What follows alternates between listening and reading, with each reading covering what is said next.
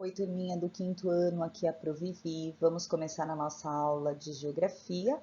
O tema de hoje é os meios de transporte. Na aula passada, nós observamos uma imagem, que era a abertura do capítulo 3, e vocês falaram um pouquinho sobre os meios de transporte que vocês viam nessa figura e também aqueles que vocês utilizavam para ir para a escola.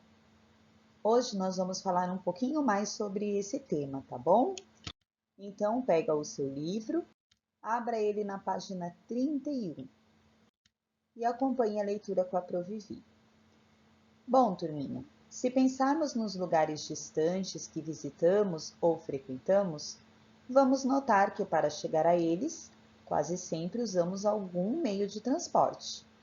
Podemos ir a pé a lugares perto da nossa casa, mas geralmente usamos bicicletas, motos, ônibus, carros, barcos, trens e aviões para chegar em lugares mais distantes.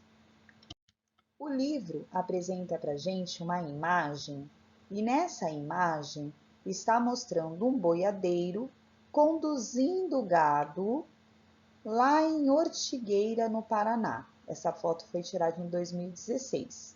Então, cavalos e charretes já foram meios de transportes essenciais no Brasil e ainda hoje eles são utilizados em alguns lugares.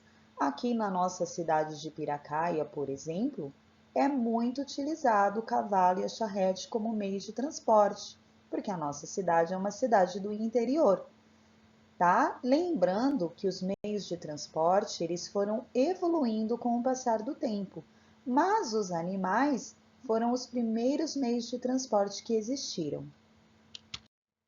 Continuando a nossa leitura, o território brasileiro é muito extenso, ou seja, muito grande, o que torna os meios de transporte ainda mais importantes para os deslocamentos, ou seja, para você ir e vir de um lugar para o outro.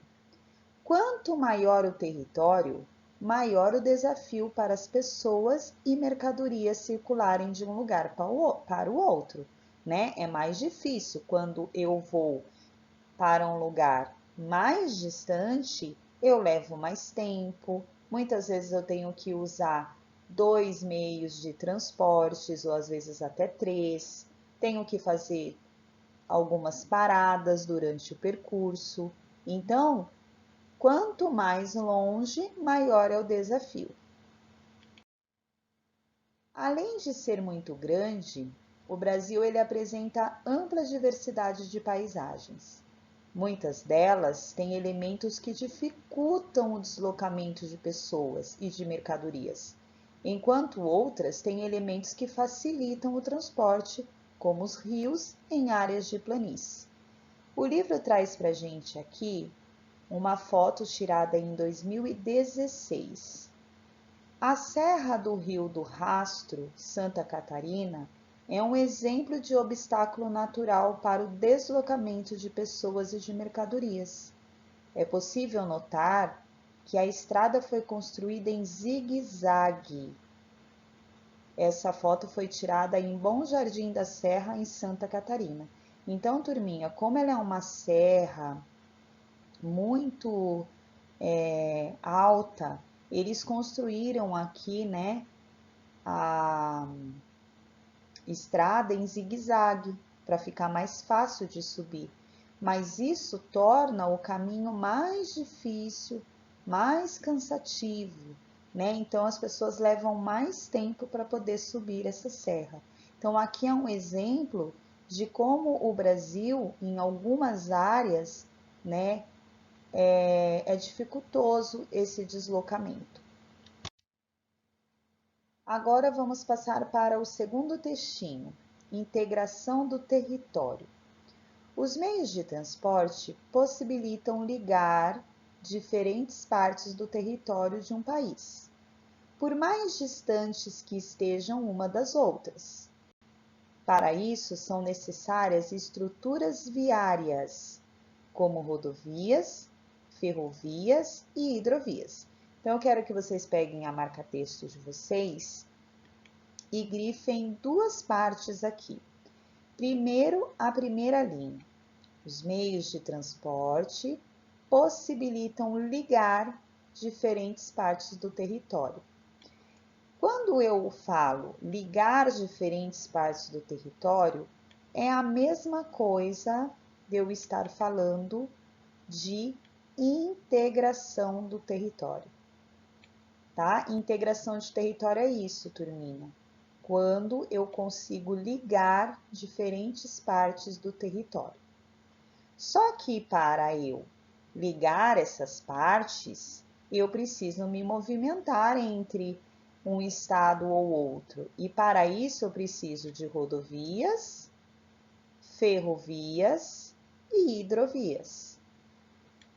Rodovias, ferrovias e hidrovias, elas são chamadas de estruturas viárias, tá? Então, rodovia é onde o carro, o caminhão, a moto, a carreta anda, né? A pista.